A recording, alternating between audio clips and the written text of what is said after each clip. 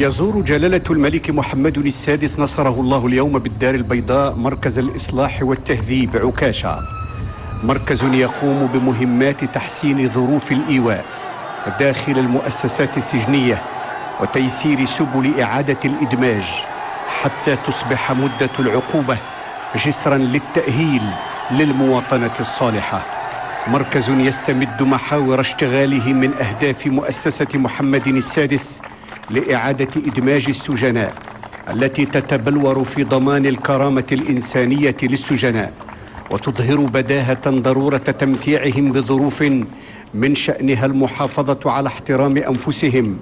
والرفع من شعورهم بالمسؤولية تجاه ذواتهم وذويهم والمجتمع. وجلالة الملك محمد السادس حفظه الله يخص هذه الشريحة المجتمعية بكل الرعاية والعناية حتى تصبح المراكز الإصلاحية والمؤسسات السجنية فضاءات شاهدة على ما أنجز في مجال تحسين الوسط السجني في ظل مقاربات جديدة وثقافة متجددة تروم تصحيح سلوكات السجناء وإكسابهم كفاءة أو تعلم مهنة تفتح لهم سوق الشغل وتمكنهم من الاندماج في الوسط العائلي والوسط الاجتماعي المهني. وجلالة الملك محمد السادس حفظه الله يطلع بمركز الإصلاح والتهذيب عكاشة بالدار البيضاء على نتائج الموسم الدراسي والجامعي والتكوين المهني بالمؤسسات السجنية بصفة عامة والمؤسسات المتواجدة بالدار البيضاء. وجلالته يرعى بحضوره الكريم انطلاقة مجموعة من المشاريع الاجتماعية تأكيدا من جلالته على الاهتمام الخاص بمراكز الإصلاح والتهذيب. ويسلم جلالة الملك محمد السادس حفظه الله شهادات الباكالوريا والإجازة لفائدة 20 سجينا خريجا من بين الخريجين الذين يصل عددهم إلى 164 سجينا حاصلا على شهادة الباكالوريا و57 حاصلا على شهادة الدروس الجامعية و38 حاصلا على شهادة الإجازة. هؤلاء الخريجون هم نتاج المقاربة الجديدة لإعادة الإدماج والرامية أساسا إلى ربط المؤسسة السجنية بالخريطة الوطنية للتربية والتكوين، والتي أدت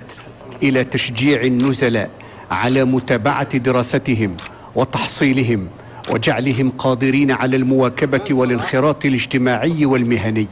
أهداف محددة أنشئت من أجلها مؤسسة محمد السادس لإعادة إدماج السجناء سخرت لها المؤسسة كل إمكانياتها من خلال دعم الوسط السجني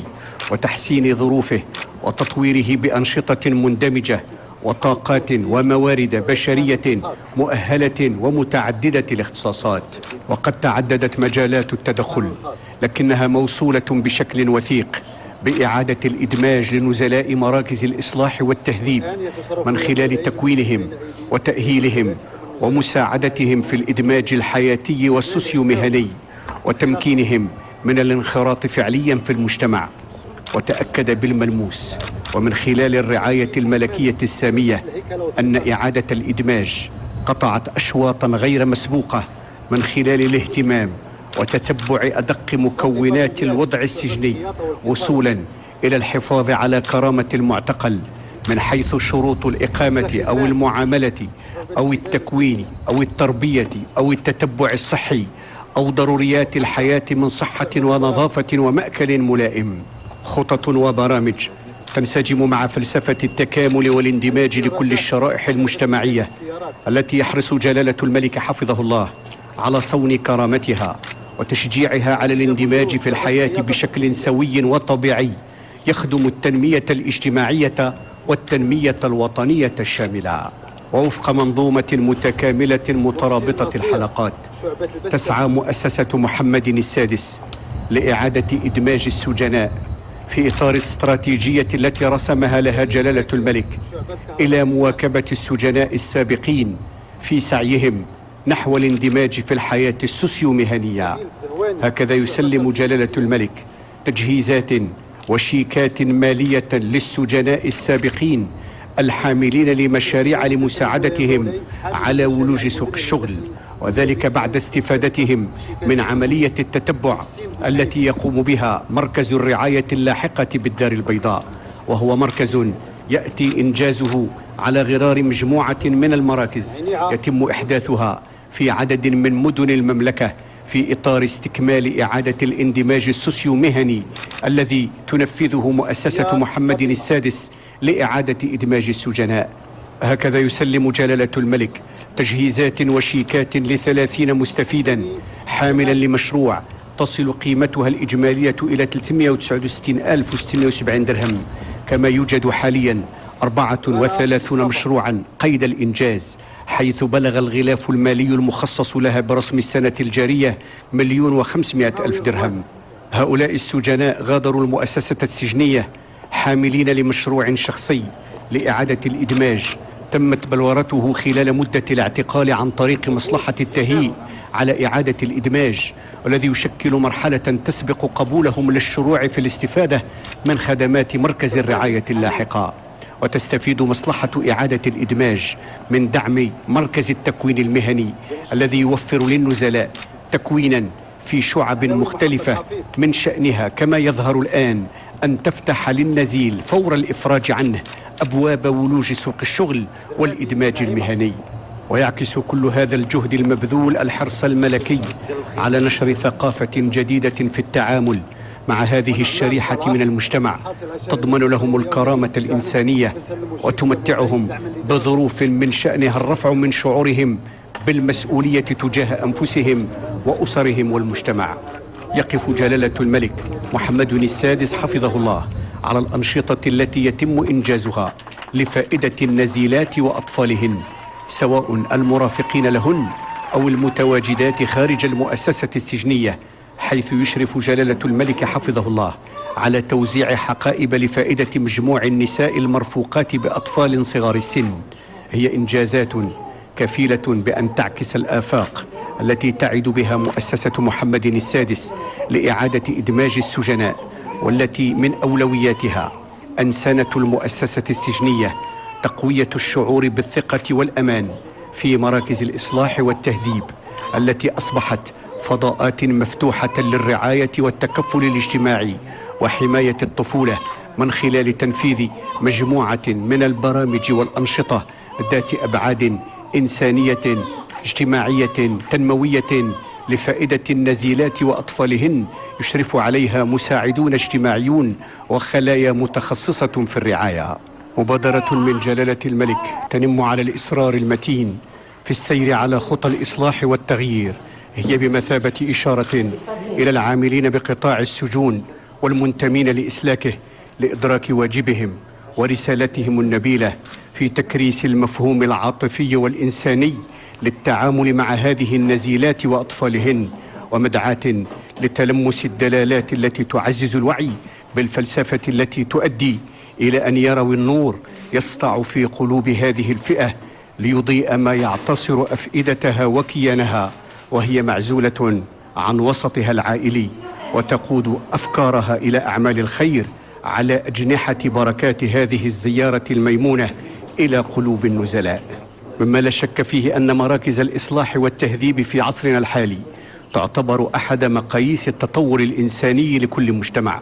لذلك كان أحد الجوانب التي عني بها المغرب على الرغم من حجم العمل الذي ينتظره خارج السجون الاهتمام بظروف السجين وقواعد معاملته ونظم إدارة السجون، خصوصا مع وجود قناعة لدى الجميع بأن الجريمة هي التي ينبغي مكافحتها وليس المجرم، وانطلاقا من فرضية أن الغرض من السجن ليس الإيلام بقدر ما هو تأهيل السجين وضمان عودته إلى المجتمع عودة صحيحة.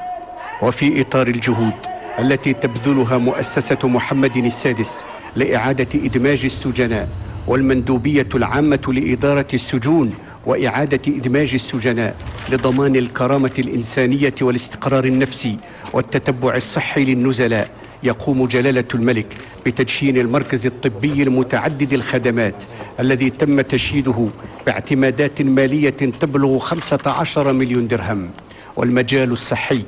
عنصر هام من عناصر تحقيق الاندماج، وينعكس إيجابا بالملموس على أحوال النزلاء. والمركز الطبي الذي أنجز بشراكة بين المندوبية العامة لإدارة السجون وإعادة الإدماج ومؤسسة محمد السادس لإعادة إدماج السجناء، يؤمن خدمات صحية قريبة ومتوازنة، يوفر العلاج والتشخيص لفائدة 240 نزيلا، بالإضافة إلى توفير خدمات المواكبة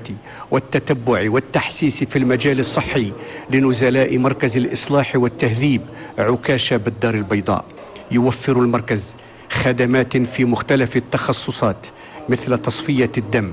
وطب العيون وجراحة الأسنان وطب الإدمان والطب العام والفحص بالأشعة والصيدلة. يوفر المركز بنيات ملائمة للاستقبال والمعالجة في ظروف صحية مواتية تساعد على الخروج من أي ضائقة صحية عبر خدمات تخفف المعاناة وتربط الجسم السليم بالعقل السليم، الذي يؤمن السعي إلى الانتقال من داخل السجن إلى خارجه بشهادة عليا أو تكوين سوسيو مهني يساعد على إعادة الإدماج. والمركز الطبي المتعدد الخدمات مبادرة رائدة تهدف إلى تقديم الرعاية الصحية للنزلاء، وتأتي منسجمة مع جهود مؤسسة محمد السادس لإعادة إدماج السجناء، والمتميزة بإنجاز سلسلة من الإصلاحات الهامة لفائدة مراكز الإصلاح والتهذيب في مختلف المجالات والقطاعات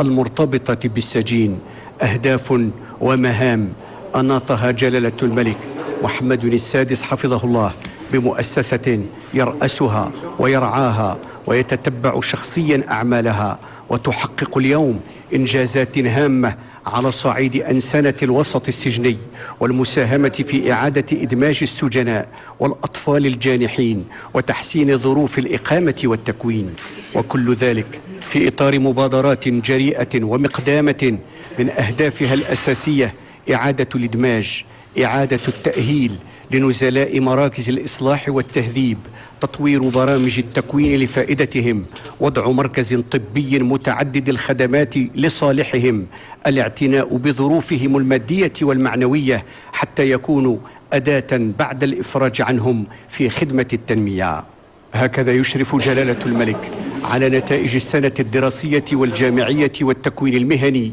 بالمؤسسات السجنية بمركز الإصلاح والتهذيب عكاشة بالدار البيضاء. يشرف جلالة الملك على تسليم تجهيزات وشيكات مالية للسجناء السابقين الحاملين لمشاريع لمساعدتهم على ولوج سوق الشغل. هكذا يدشن جلالة الملك المركز الطبي المتعدد الاستعمالات، تعزيز لمكتسبات الأمس واليوم والاستعداد أكثر للمستقبل.